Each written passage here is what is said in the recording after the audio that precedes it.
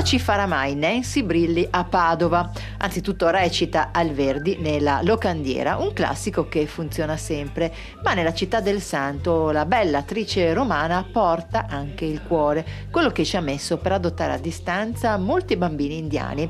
Nancy è infatti testimonial di Care and Share, ONG nata nel 1991 per tutelare i bambini abbandonati e indigenti dei quartieri più poveri di Vijayawada, la città indiana dove opera mediante programmi di sostegno a distanza e alfabetizzazione. Grazie alla generosità dei tanti sostenitori ha realizzato tra l'altro la costruzione di 2 villaggi dove sono attualmente ospitati 900 bambini letteralmente strappati dalla strada. È stato Care and Share a trovare Nancy Brilli o Nancy Brilli a trovare Care and Share? È stata una mia carissima amica che mi ha presentato a loro e ho iniziato con l'adottare un neonato a distanza e poi questo neonato sono diventati 2, poi sono cambiati, sono stati adottati e adesso ne ho 12 bambini più grandi. 12 bambini che lei ha mai potuto vedere? Non ancora, è in progetto questo viaggio in India e mi voglio portare anche mio figlio perché tutti mi dicono che sia un'esperienza bellissima. C'è magari una storia particolare di uno di questi bambini che invece ci vuole regalare? Beh, mi ricordo quando abbiamo cominciato nel 2005 a prendere da parte del governo, su richiesta del governo, i neonati che trovavamo per strada. Sotto un ponte è stata trovata una bambina di 18 mesi in coma e lei pesava forse 4 kg, aveva già 18 mesi e l'abbiamo portata in ospedale e poi quando l'abbiamo portata nel nostro villaggio riusciva a malapena ad aprire gli occhi. E poi dalla debolezza lei stava così, però aveva già 18 mesi. Abbiamo capito che cominciava a star meglio quando, prendendo un giocattolino di questi che si danno ai neonati di 3-4 mesi, lei lo prendeva in mano e lo buttava fuori dalla culla. E allora, per dispetto, no? Perché aveva comunque l'intelligenza di una bambina di 18 mesi. E quindi da quel giorno via via si è ripresa sempre di più, ha cominciato a camminare e anche andare a scuola e poi per fortuna è stata anche adottata da una famiglia indiana. Quello che è di speciale a questa associazione è che c'è anche la possibilità di andare nel luogo a trovare i bambini, trovare i ragazzi e questo è particolarmente importante perché andando là capisci veramente i bisogni che hanno. E poi devo dire che spesso quando ci sono queste iniziative la gente si chiede ma poi dove vanno a finire i miei soldi. Questo è un caso dove veramente vai a vedere dove vanno a finire i soldi.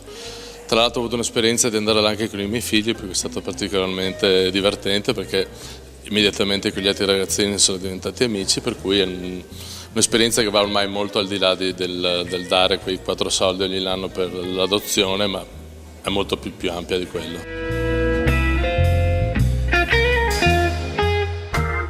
Bimbi speciali che non hanno nulla ma sorridono spessissimo, mentre i bambini che hanno tutto spesso fanno solo scenate e capricci. Questi 12 bambini invece nascono con niente, sono figli di agricoltori che lavorano anche saltuariamente, per cui spesso il pasto che fanno a Care and Share è l'unico pasto della giornata. Li aiutiamo, loro sono veramente molto bravi. Lei ne ha adottati in stanza 12, se potesse far capire magari invece a chi potesse farlo anche solo per un bambino, come cambia la vita di questi bambini? Ma anche meno di un bambino, perché si può fare anche un gruppo di amici, di amiche che mettono ognuno un po' e decidono di portare avanti un bambino. La vita di questi bambini cambia molto.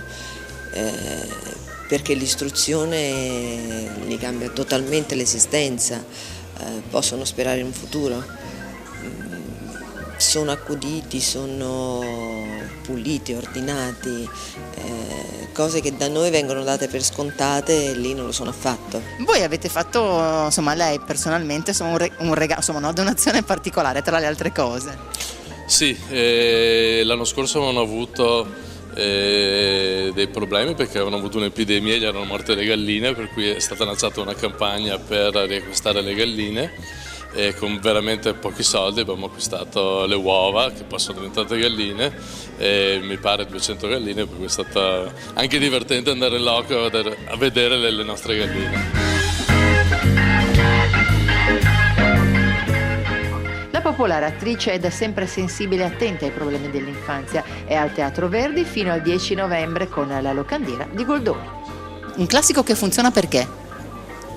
Perché è scritto in maniera meravigliosa, è un meccanismo commedia eccezionale, ma con una profondità di studio dei personaggi che ne fanno per l'appunto un classico che funziona in tutte le epoche.